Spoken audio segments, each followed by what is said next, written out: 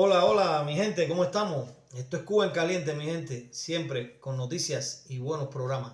Eh, Quiero darle gracias primero que todo al profesor Antonio Quintana Bonachea, mm, que es el realizador y persona que sale en los videos de él, por dejarnos acceder a sus videos. Pero hoy vamos a hablar de un video que él puso hace tiempo sobre cómo es que verdaderamente la seguridad del Estado no permite que los youtubers cubanos puedan expresar sus propias, puedan tener libertad de expresión. Los presionan. Viene un programa de él que les va a encantar, les va a gustar, no se lo pierdan. Pero además también tenemos, hablando de nuestra ideología de patria y vida, vamos a ver a la esposa de Ferrer en su visita al, al hospital donde está Ferrer, en las condiciones que lo vio. No se pierdan esto, caballeros, mi gente. Esto es Cuba en Caliente, siempre buscando lo que más les gusta a ustedes, la noticia que tiene que ver con Cuba. Patria y vida, patria y dignidad y libertad para nuestros presos políticos. No se pierdan este programa que les va a gustar. Nos vemos. Plan para llegar a México, de tanto caminar por poco llegas tetrapléjico. Faltan solo innings para lograr el éxito. La suerte será el mejor amigo de tu mérito. Acelera, sabes que viene la última frontera. Te guardan, te aprietan los grilletes de la espera. Le das gracias a Dios cuando saliste afuera, lo lograste. Ya eres dueño de las dos banderas. Pasado atrás y corazón delante. Porque tu futuro es importante. A ver, a cada rato hay quienes me preguntan o me cuestionan por mis publicaciones. Los que me preguntan quieren saber si no siento miedo de decir lo que digo. Y los que me cuestionan dicen que yo soy la prueba de que sí hay libertad de expresión en Cuba. Lo primero que voy a aclarar es que, al contrario de familiares y amigos, yo no siento ningún miedo cuando hago mis publicaciones. En primer lugar, quiero aclarar una cosa. No es lo mismo la libertad de expresión que la libertad de opinión. La libertad de expresión no existe en Cuba. Libertad de expresión es la que disfrutan los movimientos de izquierda en los países democráticos de derecha. Gozan de la libertad de organizar marchas, protestas, mitines, caravanas, portan carteles, gritan consignas, proyectan audiovisuales, hacen actos culturales, critican abiertamente al gobierno de turno, ensalzan a sus líderes, recuerdan a sus mártires, se reúnen con entera libertad, agrupados en organizaciones legales. En Cuba, a pesar de que está legislado que se puede solicitar un permiso para cualquier actividad de este tipo, ningún movimiento opositor lo ha conseguido, debido a que la propia ley otorga el derecho de denegación al gobierno, y el gobierno hace uso discriminatorio de ese derecho. Entonces, si debido a la negativa, la libertad de expresión se ejerce sin ese permiso, la ley cataloga como delito de desorden público, desacato, sedición, incitación a cometer delitos, etc. Lo que permite encarcelar y juzgar a los organizadores y los participantes. Así es como queda mutilada la libertad de expresión en Cuba. Ahora, existe la libertad de opinión. El propio fiscal de la República lo confirmó en los medios de difusión. Usted puede opinar incluso en contra del gobierno. Hay normas que son indispensables y que hay que respetar. No usar lenguaje ofensivo ni grosero contra el gobierno, contra sus dirigentes o las autoridades, no divulgar mentiras, no convocar o incitar a la desobediencia civil, no emitir mensajes de odio contra instituciones o personas, no difamar, etc. ¿De acuerdo? Cualquier persona que cumpla con esas normas no debería hacer uso de su libertad de opinión. Entonces, ¿por qué la gente tiene miedo?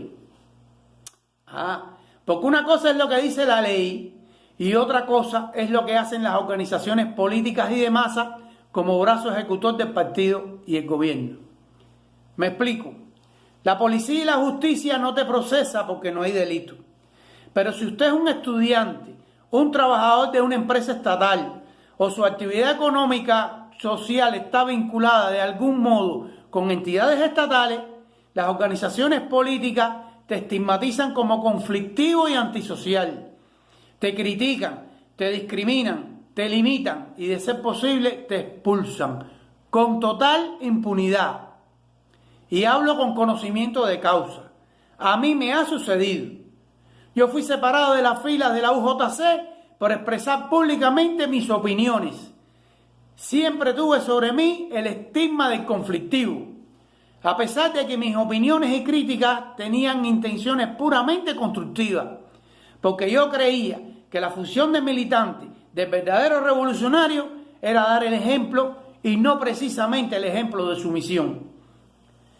A mí me acusaron públicamente de querer fundar un sindicato de solidaridad en mi centro de trabajo, solo porque cuestioné la función del sindicato en su deber de proteger los intereses de los trabajadores. Mi integridad política fue cuestionada por mis gustos musicales, porque me gustaban las baladas en inglés de los años 80. Y no me gustan los ritmos bailables. A mí me gusta la música por su letra y por su melodía, no por su ritmo. A mí me gusta la música por aquí y por aquí, no por aquí. ¿Ok? No me gusta el ejército. No tengo vocación militar.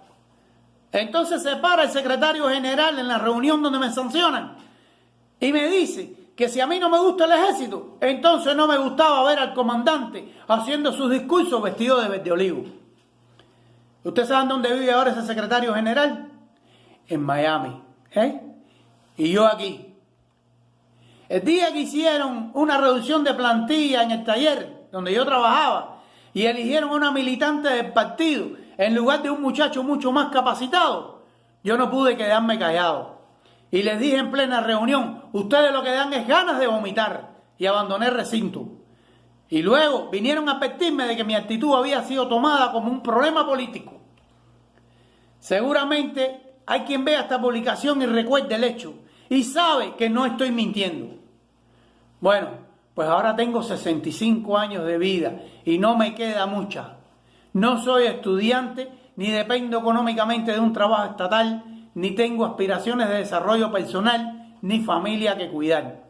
Y los extremistas del barrio me tienen sin cuidado.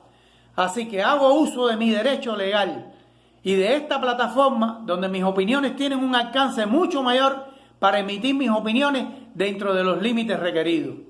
No le pido a nadie que siga mi ejemplo. Es de humano sentir miedo. ¿Cuántos se atrevían a manifestarse contra Batista antes del triunfo de la revolución? ¿Y cuántos se arrojaron a la calle el 1 de enero de 1959 a festejar? Y cabe preguntarse, ¿cuántos se atreven a opinar y contradecir a este gobierno ahora? ¿Y cuántos saldrían a las calles a festejar su caída? Muchas gracias. Me trasladé hacia la prisión de máxima severidad Mar Verde, aquí en Santiago de Cuba, donde las autoridades penitenciarias de allí, conjunto a la mal llamada seguridad del Estado, al mando de los dictadores Raúl Castro y Miguel Díaz-Canel, me permitieron que se diera la visita matrimonial con mi esposo, el líder de la Unión Patriótica de Cuba, José Daniel Ferrer García, tras más de 20 meses de negativa. Allí pude encontrar aún con lesiones, con marcas, aunque que hicieron que fueran borradas, de la brutal golpiza del pasado 18 de noviembre. También con lesiones de picaduras por chinches, mosquitos en genes. Me explicó de que luego de la visita del Monseñor Dionisio en septiembre, le trasladaron hacia la tercera celda, ahí mismo en el área donde él se encontraba, estaba en la primera, le trasladaron hacia la tercera celda de esa área de aislamiento, de castigo. Una celda muy poquito grande, un poquito comparado con la anterior, pero estaba llena de chinches y habían otros tipos de insectos. Allí comenzaron las primeras picaduras, las primeras lesiones que tuvo por este animalito. Él le había explicado a Monseñor Dionisio que estaba presentando dolores, una luxación en el brazo derecho y que le estaba doliendo. Él le exigió a las autoridades de allí que no solamente le dieran los medicamentos que nosotros le hacemos llegar en cada visita, sino que también que les pedía que pudiera hacerse, que pudieran llevarle hielo para él poderse poner y hacer el tratamiento como debía ser. Por los constantes apagones casi nunca llegaban y él se manifestó de ello. Días antes de ir hacia la prisión, que le dieran la golpiza, le dijeron de que habían hablado para llevarlo a Boniatico, hacia la parte hospitalaria que tiene la prisión de Boniato, y él se había rehusado, se había negado, puesto que había escuchado a algunos presos hablar sobre las condiciones en que tenían a los presos allí, incluso 22 muertos, no solamente por el hecho de pasar hambre, de desnutrición, sino también por leptospirosis, por la misma tuberculosis, por la sarna, por la escabiosis mal cuidada y complicada y otros casos. Por eso se había negado llegar hasta allí, que allí podían darle, porque él estaba con sus medicamentos, con los analgésicos, los antiinflamatorios que nosotros habíamos hecho llegar, que él lo que estaba pidiendo era que se les diera un pedacito de hielo para que él se pudiera poner los fomentos, ponerse fomentos ahí en esa área, poderse hacer el tratamiento con el hielo. Y por eso no era necesario llevarle para allá, y mucho menos en un lugar donde al final podía terminar con tuberculosis o con cualquier otra enfermedad inoculada por ellos. Entonces, el día antes de la golpiza, le llegaron y le dijeron de que estuviese vestido, que le iban a llevar a un lugar. Nunca le dijeron el lugar, por lo cual él se negó, y mucho menos sin saber dónde era. Y el día siguiente, el mismo día 18, se aparecieron 6 oficiales de Conduce. Le llamaron, como él no iba en ningún lugar, se quedó allí en la celda, y allí entraron brutalmente, le golpearon, ya esposado. Incluso él tiene unas lesiones aquí, en esta área, tiene dos granulomas así en esta posición, y uno aquí abajo fue con un objeto punzante que él dice de que en el momento de la golpiza él estaba sintió el ardor y solamente vio la sangre correr, que empezó a salir sangre. Asimismo, le arrastraron hasta el carro, la bobita, donde le trasladaron hasta la prisión de Boniatico, y allí, como él se negó a bajarse del carro, bajarse del transporte que le llevaron, en el medio que le llevaron, le tiraron según lo que me decía, encima de algo que estaba lleno de piedras, y asimismo le alzaron, sin importarle que tenía el brazo que estaba con mucho dolor, que estaba sangrando para colmo. Asimismo le estuvieron arrastrando hasta que le llevaron hacia allí hasta la prisión. Casi 48 horas sin ingerir ningún alimento, sin ingerir nada de líquido, hasta que llegaron los agentes de la seguridad del Estado. Primero el agente represor, segundo jefe de enfrentamiento, el mayor que se hace llamar Julio Fonseca, y luego al día siguiente el primero de enfrentamiento, el agente represor Bruno, que se hacen llamar Bruno, sabemos que no son sus nombres reales, y le hicieron llegar jabón, porque ni siquiera le cargaron con ellos jabón, le llevaron agua, algo de jugo, leche y algo de alimentos, y ahí fue que él comenzó a ingerir algo.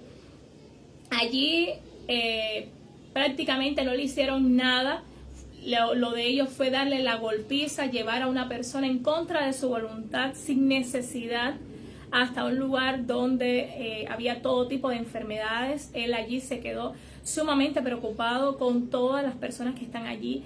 Escuchó todo tipo de historias. Él me decía a nuestros amigos, a todo el que pueda interesarle, decirle que pueden buscar o un documental o una foto de lo que eran los campos de concentración nazi, y a ellos súmenle de los pies a la cabeza una escabiosis complicada, para que ustedes vean en las condiciones que tienen a los presos allí en el hospitalito de Boniatico en Malverde.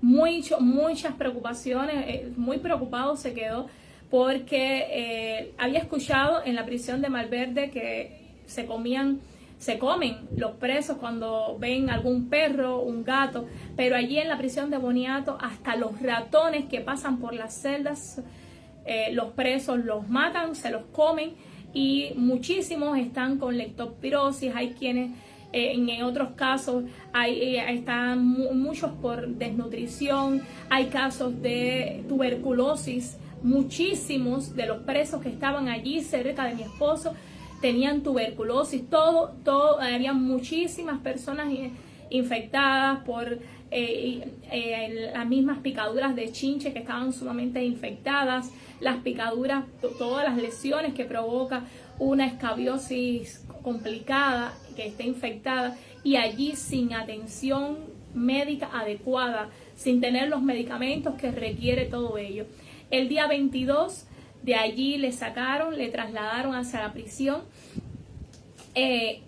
todavía con muchas lesiones, con los dolores, ya no le estaba sangrando los pinchazos que le dieron, pero todavía ya se le estaba provocando los granulomas.